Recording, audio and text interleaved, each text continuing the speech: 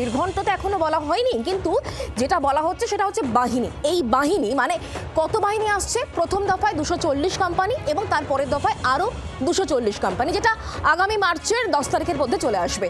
এবং এই বাহিনী নিয়ে কিন্তু এবার যথেষ্ট কড়া মনোভাব কমিশনের। কি মনোভাব, কেন বলছি কথা, এই বিষয় নিয়ে আমাদেরকে আরও জানাবেন। আমাদের সঙ্গে অর্কদীপ্ত রয়েছেন, আমাদের প্রতিনিধি সরাসরি। অর্কদীপ্ত, এবারে বাহিনী নিয়ে যথেষ্ট কড়া কমিশন।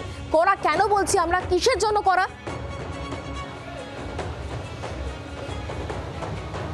একেবারে আমি প্রশ্নের উত্তরটা দেব, তার আগে এই মুহূর্তে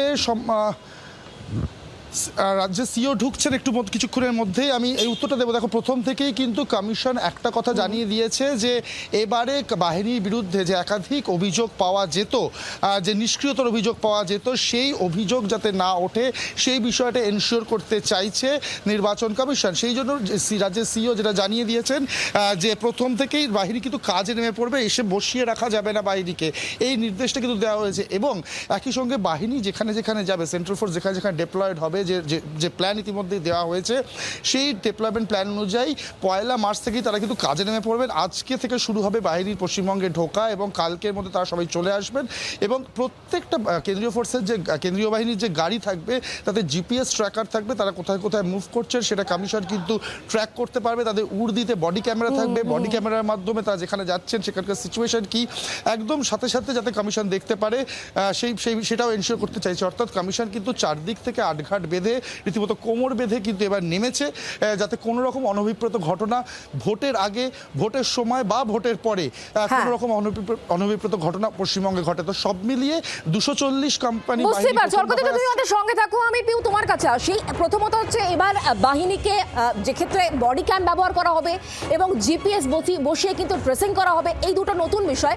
এবং কমিশন বলে দিয়েছে যে এবার শুধুমাত্র কিন্তু বাহিনীকে বসিয়ে রাখা হবে না, কাজ করবে বাহিনী। তার মানে বাহিনী এবার স্বয়ংসম্পূর্ণ হচ্ছে। পিউ, দেখো, বাহিনী স্বয়ংসম্পূর্ণ হতে পারবে কতটা তা নিয়ে প্রশ্ন থাকেই, তার কারণ শেষ মুহূর্ত অবধি কিন্তু তার ডিপ্লয়মেন্ট রাজ্যের হাতেই থাকে।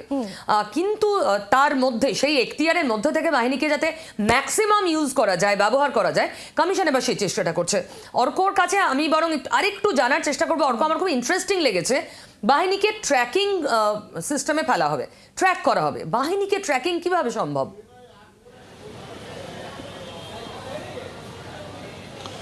দেখো, বাহিনীকে ট্র্যাক বলতে যে জিপিএসগুলো লাগানো থাকবে গাড়িতে, অর্থাৎ বাহিনীরা যখন, কেন্দ্রীয় বাহিনী যখন ডিপ্লয়েড হয়ে যাবে, তারা কখন কোথায় মুভ করছে সেই পজিশনিংটা পেয়ে যাবে কমিশন।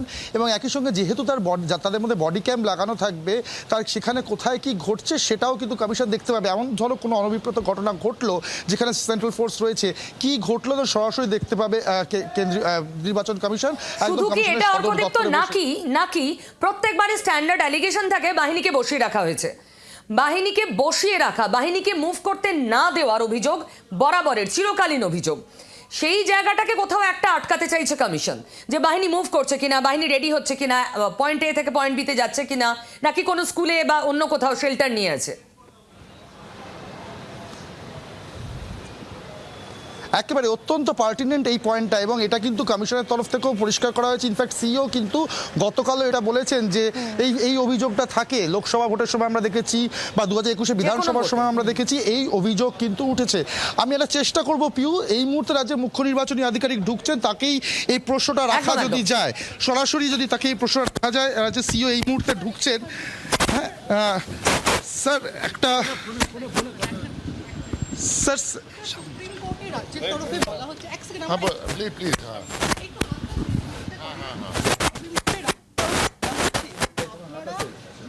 অফিসারদেরকে গোপনভাবে বলছেন কি কি তথ্য নিতে হবে, কি কি তথ্য, এবং প্রধান বিচারপতি তিনি জানেন না এই পুরো বিষয়টা।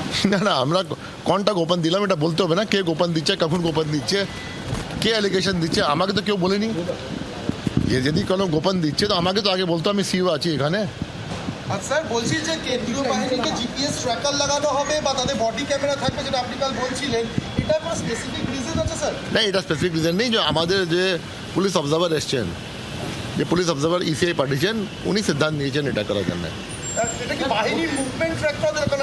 ইয়েস, বাহিনী মুভমেন্ট ট্র্যাক করার জন্য।